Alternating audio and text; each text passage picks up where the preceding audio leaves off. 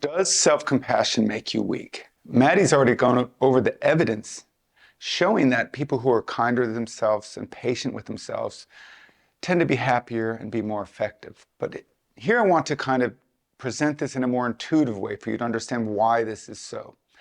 So why would self-compassion not make you weak? Well, let's look at the opposite, self-criticism. And one way to think about this is imagine that you're working for an abusive boss.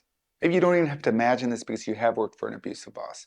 Just imagine you're working for someone they're just criticizing you all the time and laying into you. You're so stupid. How could you have made this mistake? You got to work more. You're not doing enough.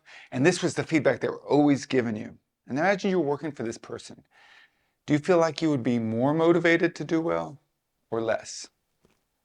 For those of you who've worked for a difficult boss, you know that maybe initially you try harder, but it just wears you down. And it just doesn't work because that kind of motivation makes you want to get away from the boss.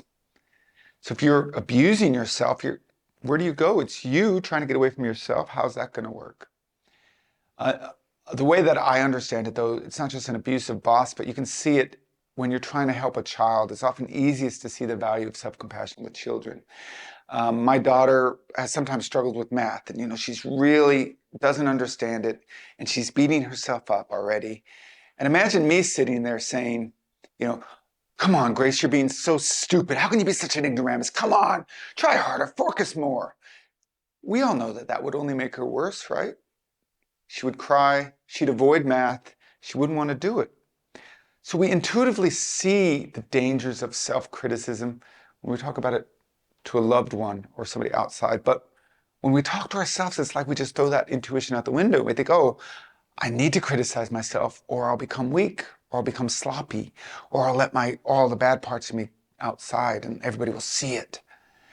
And so what I want to encourage you to do is you can always go back to beating yourself up, but give this self-compassion a try. See if you can be a patient friend to yourself rather than always having to be that mean drill sergeant, and just see what happens.